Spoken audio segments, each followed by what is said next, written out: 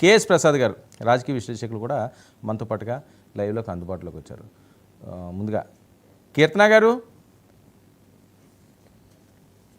నమస్తే వర్మ గారు. కీర్తన గారు, ఏంటి జగన్మోహన్ రెడ్డి గారు మళ్ళీ పవన్ కళ్యాణ్ గారిని తలుచుకున్నారు?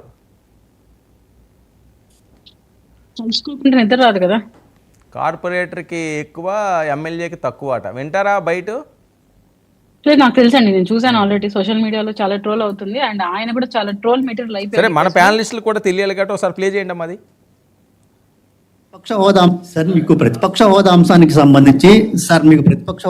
సంబంధించి పవన్ కళ్యాణ్ గారు ఒక కామెంట్ చేశారు. వైఎస్ఆర్ కాంగ్రెస్ పార్టీకి వచ్చినటువంటి ఓట్ల శాతాన్ని, సీట్ల శాతాన్ని బట్టి చూస్తే జర్మనీలో అయితేనే వస్తుంది, ఇక్కడ రాదు, ఇక్కడ 5 ఏళ్ళు రావడం కష్టం అని ఒక విమర్శ చేశారు సార్.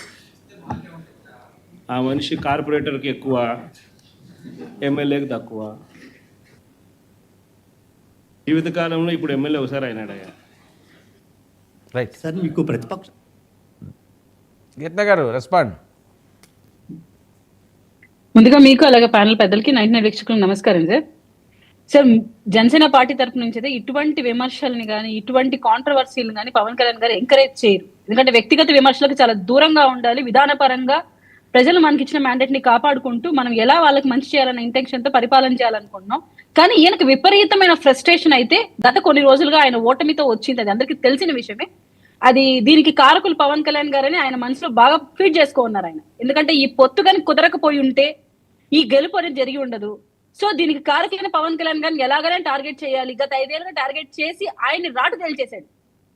తన మంత్రుల చేత, ఎమ్మెల్యేల చేత విపరీతంగా పవన్ కళ్యాణ్ గారి వ్యక్తిగత జీవితం గురించి మాట్లాడించి ఆయన ఏకంగా చొప్పు చూపించే స్థాయికి ఈయన జీవితాన్ని దిగజార్చుకున్న వ్యక్తి జగన్మోహన్ రెడ్డి గారు.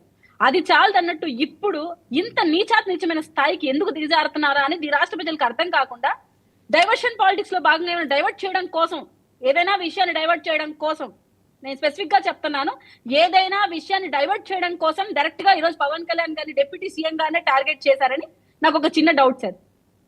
ఎందుకు ఈ మాట అనాల్సి వస్తుందంటే, అసలు ఒక ఎమ్మెల్యేగా కూడా కాని వ్యక్తిని మీరు అన్నా ఒక రకం, ఈ రోజు 21 మందిని 100% స్ట్రైక్ రేట్ తో గెలిపించుకొని తను ఒక డిప్యూటీ స్థాయిలో కూర్చున్న పవన్ కళ్యాణ్ గారు ఓటమంటే ఎలా ఉంటుంది, అగత్పాతాలనికి తొక్కుతా అన్న స్టేట్మెంట్ ని ఎలా జస్టిఫికేషన్ చేయాలన్న విధంగా ఈ రోజు ఆయన గెలుపు నిలిచింది.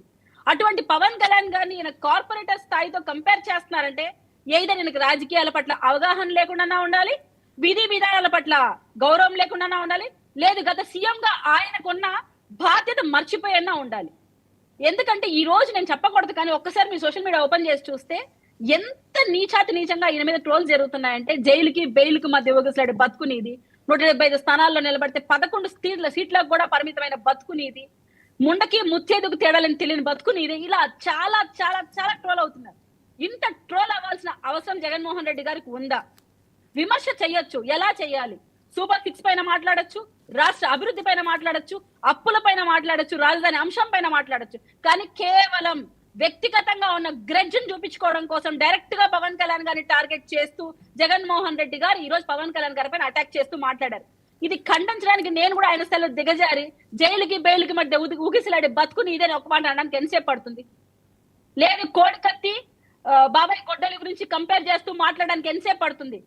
సో జగన్మోహన్ రెడ్డి గారు ఆయన స్థాయిని ఎందుకు మర్చిపోతున్నారు? ఆయన మాజీ సీఎం గా ఉండి ఇలాంటి స్టేట్మెంట్స్ ఇస్తే శ్రీరెడ్డికి, పోసాని కృష్ణమూర్తి గారికి, జగన్మోహన్ రెడ్డి గారికి తేడా ఏముంటుంది? మీరు ఒక మాజీ సీఎం అండ్ ప్రస్తుత ఎమ్మెల్యే, మీకు కార్పొరేటర్ కి ఎమ్మెల్యే గల వ్యత్యాసం కూడా తెలియకుండా మీరు మాట్లాడుతున్నారంటే నాకు డౌట్ వస్తుంది. పవన్ కళ్యాణ్ గారి స్టేట్మెంట్ లో తప్పే ఉంది. ఏపీలో గత ప్రభుత్వంలో మీరే అసెంబ్లీ సాక్షిగా జగన్మోహన్ రెడ్డి గారు ఒక స్టేట్మెంట్ చెప్పారు. నేను ఇక ఆ వీడియో గత మన డిబేట్ లో కూడా చూపించాను. చంద్రబాబు నాయుడు గారు, మీ దగ్గర 23 సీట్లు ఉన్నాయి, దాంట్లో ఒక 18 మంది ఉన్నారు, మేము 5 మందిని తీసేసుకున్నామంటే మీకు ప్రత్యేక హోదా పోతుంది అన్నారు. సో ఆ రోజు మీకు కరెక్ట్ అయినప్పుడు ఈరోజు మీరు 11 సీట్లతో అసెంబ్లీలో ప్రత్యేక హోదా నాకు కావాలి, నేను ఒక గౌరవం ఇవ్వాలి మీరు అని ఎలా అడుగుతారు? మీరు దానికి మీరు ముందు అసెంబ్లీకి హాజరై 11 నిమిషాల కన్నా ఎక్కువ ఉండి మీరు ఫైట్ చేయండి. మళ్ళీ చెప్తున్నా, 11 నిమిషాల కన్నా ఎక్కువ ఉండి మీరు ఫైట్ ఇవ్వండి, ప్రజల పక్షాన మాట్లాడండి. అది మాట్లాడే దమ్ము కూడా మీకు లేకుండా 11 నిమిషాల లోపలే మీరు బయట వెళ్ళిపోయేసి ఈ రోజు నాకు ప్రత్యేక హోదా కావాలి, నాకు ప్రత్యేక గౌరవం కల్పించండి అసెంబ్లీలో అంటే ఎలా కుదురుతుంది?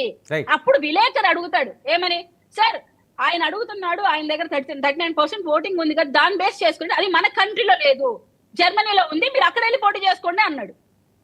క్లియర్ ఎగ్జాంపుల్ తో చెప్పాడు అక్కడ పవన్ కళ్యాణ్ గారు, ఎక్కడ క్రిటిసిజం చేయలేదు. ఓకే. మన ఇండియాలో ఆ పద్ధతి లేదు అన్నాడు.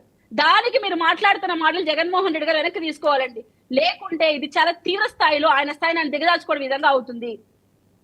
ఓకే రమేష్ గారు. నమస్తే అండి వర్మ గారు. మీకు